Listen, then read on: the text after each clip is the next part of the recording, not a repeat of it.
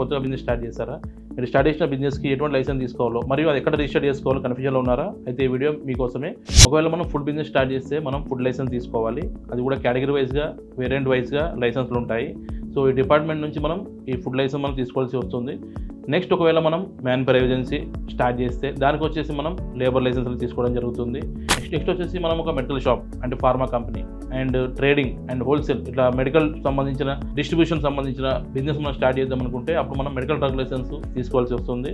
So ఒకవేళ మనం ఒక బ్యాంక్ సెక్టర్ రన్ చేయాలనుకుంటే ఎన్బిఎఫ్సి కానీ, నెక్స్ట్ వచ్చేసి పబ్లిక్ సెక్టర్ బ్యాంక్ కానీ, పేమెంట్ సెక్టర్ బ్యాంక్ కానీ, దానికి వచ్చేసి ఆర్బీఐ నుంచి అప్రూవల్ తీసుకోవాలి.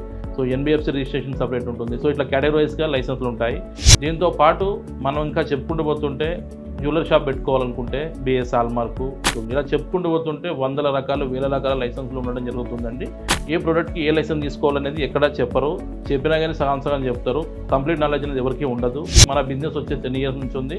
సో దీనికి సంబంధించిన గైడెన్స్ అనేది మన లైసెన్స్ రాసుకొని చూడడం జరుగుతుంది.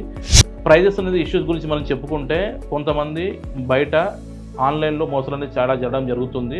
ప్రైస్ తక్కువలో, ఈవెన్ గవర్నమెంట్ చలాన్ కంటే తక్కువలో కూడా మేము చేస్తామని చెప్పేసి అదర్ స్టేట్ నుంచి కూడా కాల్ చేసి కస్టమర్ దగ్గర నుంచి డబ్బులు అనేది తీసుకోవడం జరుగుతుంది. అట్లా మేము ఇవ్వకపోగా పేమెంట్ రిసిప్ట్లు ఇచ్చివే లైసెన్స్ అని చెప్పడం జరుగుతుంది. సో మన లైసెన్స్ రాస్తానికి కనెక్ట్ అయిన వాళ్ళు చాలామంది కస్టమర్లు మనకి చెప్పడం జరిగింది.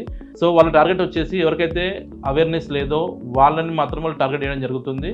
బేసిక్ లైసెన్స్ ఇవ్వాల్సిన వాళ్ళకి బేసిక్ లైసెన్స్ ఇవ్వాలి, స్టేట్ లైసెన్స్ ఇవ్వాల్సిన వాళ్ళకి స్టేట్ లైసెన్స్ ఇవ్వాలి. మ్యానుఫ్యాక్చరింగ్ వాళ్ళకి బేసిక్ లైసెన్స్ ఇస్తే ఇన్స్పెక్టర్ వెరిఫికేషన్కి వచ్చి 50,000 పెనాల్టీ వేసి సీజ్ చేయడం జరుగుతుంది. సో ఇలా కంప్లీట్ నాలెడ్జ్ లేని వాళ్ళు లైసెన్స్ చేయడం వల్ల కస్టమర్కి ఫ్యూచర్లో చాలా సమస్యలు తలెత్తడం జరుగుతుంది. ముఖ్యంగా వీడియో చేయడానికి ముఖ్య కారణం ఏంటంటే ఫ్రాడ్ కన్సల్టెన్సీలు బయట నడుస్తున్నాయి. సో అందరూ జాగ్రత్తగా ఉండాలి. ఎవరో ప్రైస్ తక్కువ చేస్తారని చెప్పేసి, ఏదో తక్కువలో మనకి ఇచ్చేస్తారని చెప్పేసి, టైం చెప్పారని చెప్పేసి అలా నమ్మి మీరు మోసపోకండి.